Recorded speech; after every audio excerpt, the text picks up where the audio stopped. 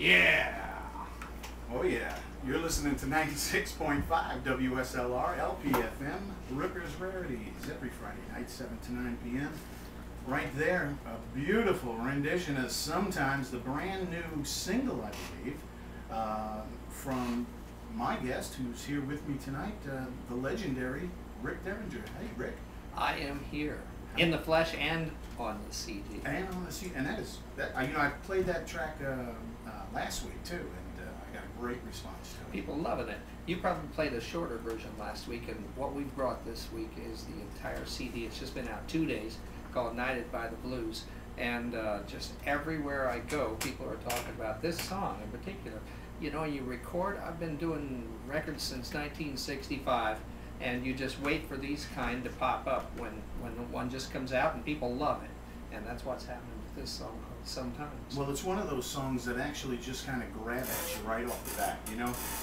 It's kind of like going back to some of the albums where, you know, you listen to it and you got to listen to it a second time, maybe a third time, yeah. And then you find the beauty in it. This is one of those songs that immediately gets you. I tell you, it's so good. My drummer was listening to it. He had heard it twice, and he just looked over at me and he said, "Who'd you write this with?" And I went, "Well, you know, my wife Jenda and I write together all the time. She wrote the lyrics and I wrote the music." He listened a while more and he went, No, really. Who'd you write this with?" And I went, I told you. You didn't have a co-writer?" I said, "Yeah, Jenda and I wrote this song." In other words, this song is so good he couldn't even believe I wrote it. He's my own drummer. What, he doesn't have any faith in you? Yeah, he has total faith in me, but that's how much he likes this song. Well, he was the first one to say this thing's going to be well liked by rock radio, and so far he's been right. And I love the fact that you're writing with your wife. Oh, she and I have been writing together for 10 years. Ever since we met, that's the first thing we started doing was writing songs together, and we're just a great team. She's a great wife and a great songwriter. She sings very well. She has great ideas about production, and we're just a great team. And not a bad lead guitarist in the band either, huh? I had to get that one in there for you. Now, I did tell Rick outside that this is the first time Rick and I have shook hands or said hello to each other in like 35 years, because I sat next to Rick at the Who concert at Madison Square Garden back in 1974. The old Who with the moon, and I don't know if you remember that show. I remember that show because I went backstage before they were off, and I remember Pete Townsend coming backstage, straight from the stage, and his hand was completely bloody, and I was just struck by how real his enthusiasm was. I mean, he's out there banging on that guitar to the extent that he bloodied himself. Yeah, and the reviews, well, the reports I heard were they weren't too happy with those shows, but they're actually rock and roll history of 4 shows that they did. Oh, those shows were great, and you know, other people that bloodied themselves, Iggy Pop. I remember seeing him live one time around the same time period. I couldn't believe the stuff he was doing on stage. He wants a, I mean, what are these people, masochists or something? This is crazy, I said.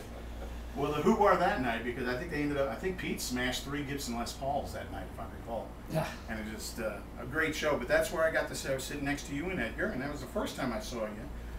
And then I saw you later, a year or 2 later, with Edgar upstate New York somewhere, but it was the early 70s, right? None of us can really remember the early 70s. I call those the dim years. Yes, the fuzzy years, as I like to call them. My wife calls them the fuzzy years.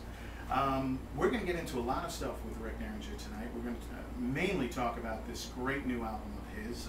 Again, it's called Knighted by the Blues.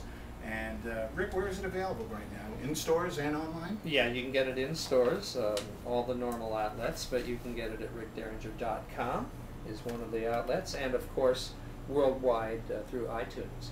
Well, great, and like I said, we just heard Sometimes there. I'd like to get into a song right now which was one of my favorites on the album, and I hope I've got my glasses on to make sure I'm putting the CD in here. If 6 Was 9. If 6 Was 9, they played this the other night on another internet radio show. I might as well plug them too. It's called rockandrollheaven.net. A great show as well. And we will talk later about how I feel about internet radio, because I really believe it is new radio.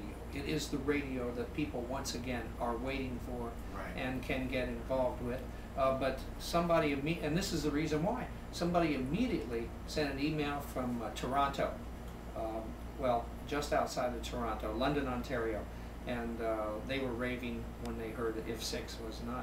It kind of remind me a little bit of Jimmy. Well, it's Jimmy's song There that you go. not many people have done, so that's what it was always one of my favorites. So I said, man, on this album I can do whatever I want, and I'm going to do If 6 Was 9.